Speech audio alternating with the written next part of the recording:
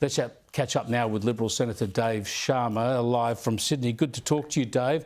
First up, your take out from Queensland, a result largely expected, a big swing to the LNP, a comfortable majority government. There are no real surprises there in it, so do you take anything out of it federally? Well, look, I think it was a big swing to the LNP, although that wasn't immediately apparent on the night, as you said, because of the way that pre-poll and postal votes are counted, but I think in the end the result has been quite decisive. I think the one comfort I took out of it particularly was the loss in the Greens vote and the fact that they've seemed to have lost one seat and under pressure in several others. And I think it shows you that the sort of extremism and radicalism that's been embraced by Adam Bandt and his fellow travellers is alienating a lot of Australians who might be environmentally minded but don't buy into the whole woke ideology, demonisation of Israel, that whole agenda that they seem to run out of Canberra.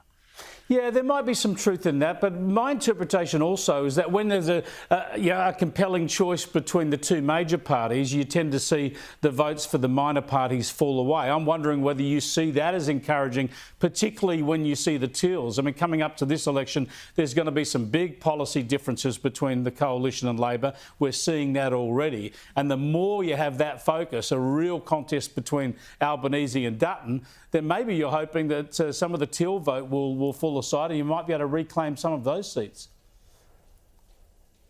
Yeah, look, I think there's some truth in that. I think David Crisafulli ran a pretty clear campaign, targeting law and order, housing affordability, cost of living, and it was quite a point of difference between the Queensland Labor government, which wanted to spend every dollar of your money plus some more, giving it back to people who probably didn't need it.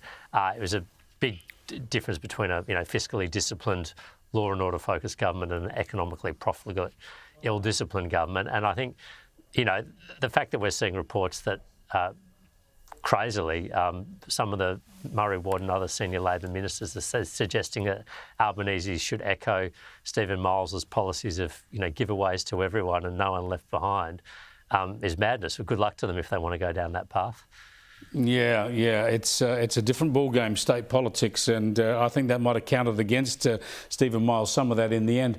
I want to pick your brains now as a former Australian ambassador to Israel on the latest developments in the Middle East. We were waiting for Israel's hit back at Iran. It happened, of course, late last week. It was very targeted. What's your readout of what Israel hit? It seems to have been a lot of focus on missile delivery systems.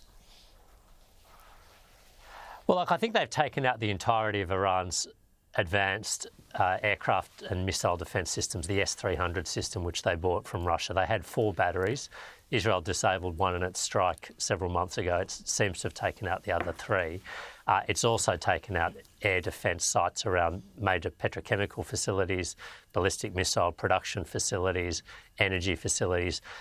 So what it's basically done is Iran will not be able to see Israel coming the next time and will not be able to respond to it. They were pretty ineffectual in doing so this time because of the way Israel mounted this attack, but they've effectively left all their assets, or Israel has rendered all their assets highly vulnerable to further strikes. And I think what that should do is put Iran's regime on notice that they need to draw back, because otherwise they are risking quite catastrophic damage. If they're without air defences and without radar systems, they're effectively blind to any further attacks. And so I think in that way it's been very clever.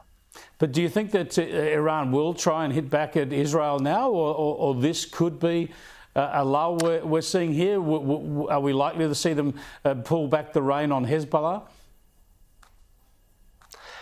I don't think Iran is going to hit back. If you see what their Supreme Leader Ali Khamenei said, it wasn't the usual promising death and destruction to the enemies.